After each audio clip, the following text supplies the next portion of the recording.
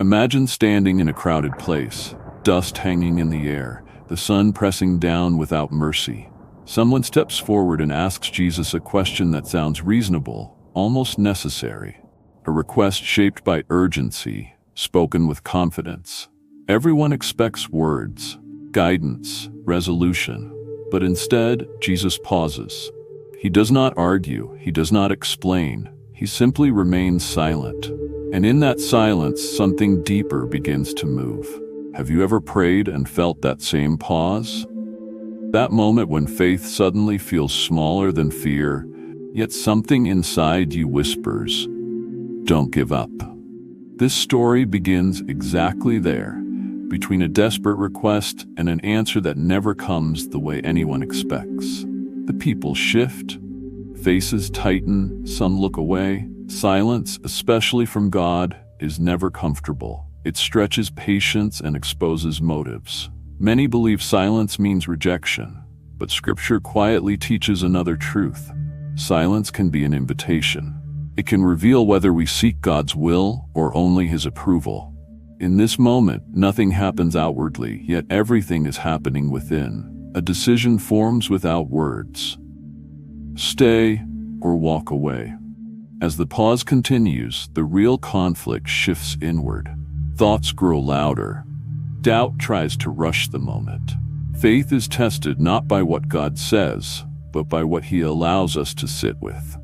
Many people leave when answers do not arrive quickly. Others remain and discover that God may be silent toward a request while still deeply present with the person. This is why Faith in English Bible Stories exists. These stories are for people who want faith explained, not rushed. For those willing to listen closely, reflect deeply, and notice what others pass by. If this kind of storytelling helps you slow down, understand Scripture more clearly, and strengthen your faith while improving your English, then this place was created for you. Stay with us. In the next part, the setting will sharpen, the silence will deepen, and hearts will begin to separate. Because sometimes the greatest answer God gives is found in what He does not say, where silence begins to press. The setting is not dramatic. There is no palace, no battlefield, no raised platform meant to impress. It is an ordinary place where people often gathered, a road worn smooth by footsteps, a courtyard shaped by routine, a familiar space where life usually passed without interruption. Dust rests on sandals. The air is warm and still. Nothing in the environment suggests that history is about to shift. And yet, this is exactly how many moments with God begin. Quietly, without warning, in places we would never label as holy. Jesus is there, present among the people. He is teaching, listening, observing. His posture is calm, unhurried. Nothing about his expression signals conflict, but there is a weight in the air that attentive hearts can feel. God often chooses ordinary ground to reveal extraordinary truth, because it strips away distraction. When nothing around us feels sacred, only the heart remains exposed. And that is where God prefers to work. Around Him stands a mixed crowd. Some are sincere, drawn by hope and hunger for truth. Others are cautious, watching closely, measuring every word. A few carry hidden intentions, carefully disguised as respectful curiosity. The atmosphere appears peaceful, yet beneath it runs tension, like water pressing against a closed gate. Everyone senses that something is building, even if they cannot name it. The people expect clarity. They want a statement they can repeat, an answer they can use, a response they can interpret in their favor. In their world, silence is weakness. A teacher must speak.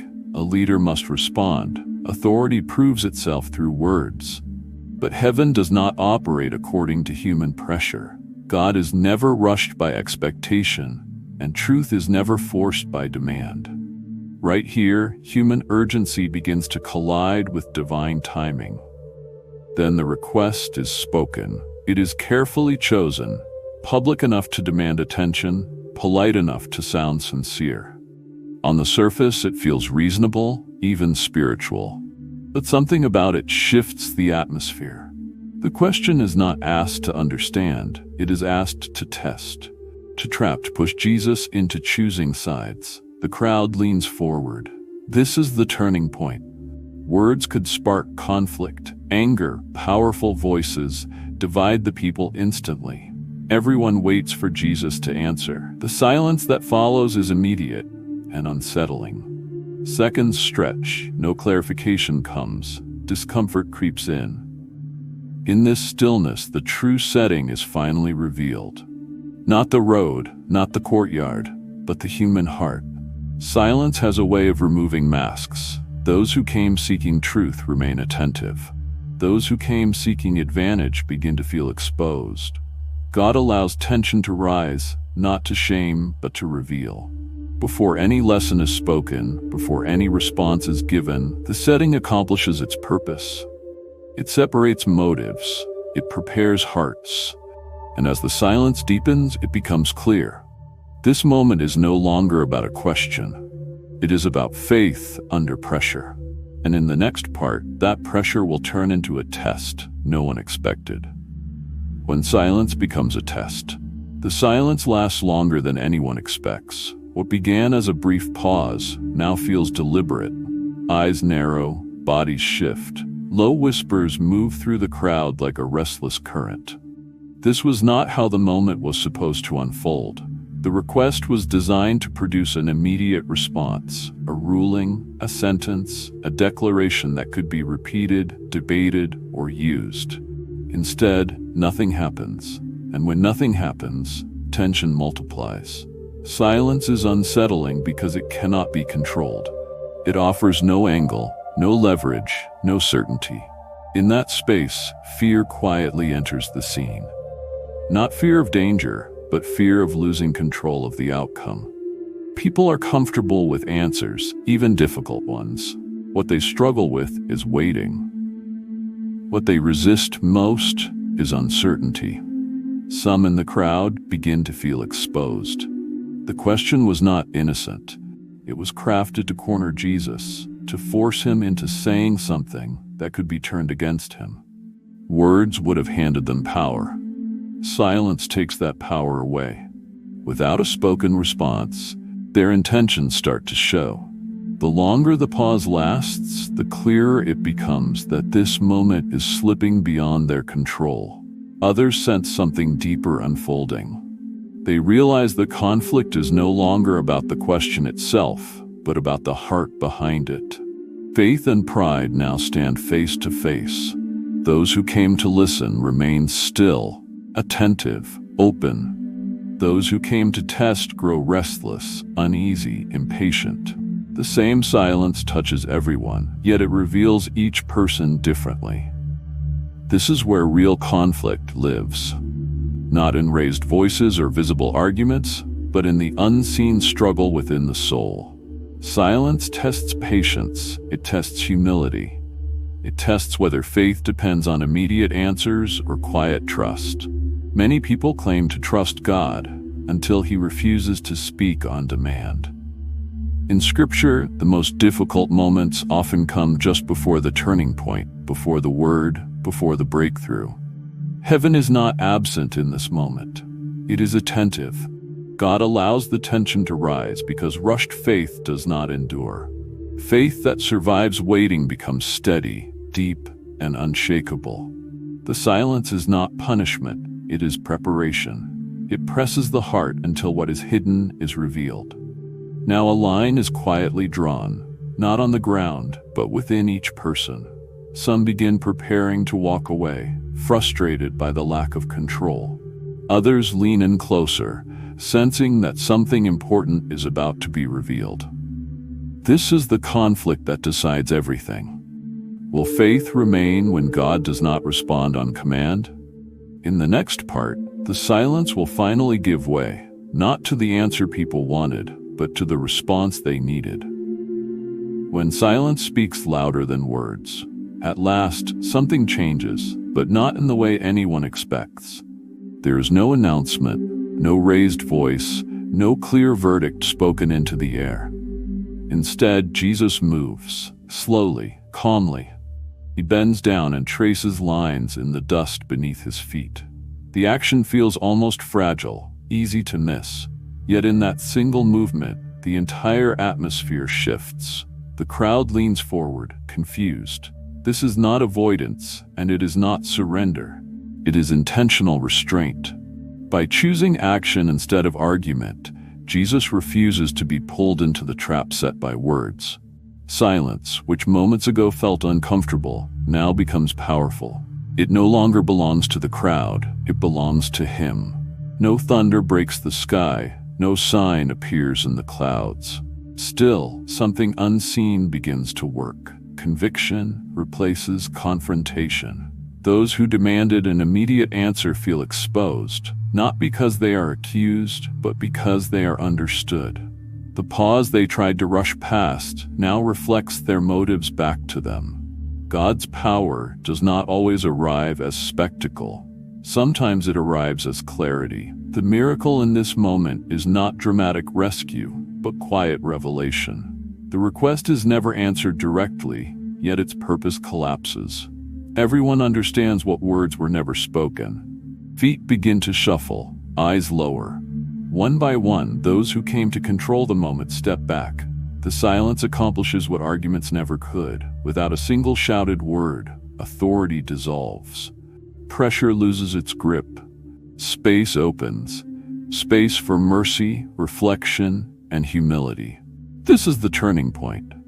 Jesus did not respond to the request because answering it would have fed the wrong hunger. Instead, he addressed the deeper need to reveal truth without cruelty, to protect without humiliation, to teach without shouting. Silence has spoken, and its message is unmistakable. In the next part, that message will move from the crowd directly into the heart. What God's silence reveals. When the moment passes, it does not end with noise or reaction. There is no applause, no argument, no public conclusion. The crowd thins, the dust settles. What remains is quiet. And yet, this is where the lesson finally begins to speak. The request that demanded an answer fades into the background, but the truth it uncovered stays close, lingering in the heart. God's silence was not emptiness, it was direction. By refusing to respond on demand, Jesus protected the moment from becoming a spectacle. He did not allow truth to be reduced to a debate or a weapon. Sometimes the most loving response is restraint. Silence can guard what words would damage. In the stillness that follows, people are left alone with what they now understand about themselves. This story reveals something uncomfortable but essential.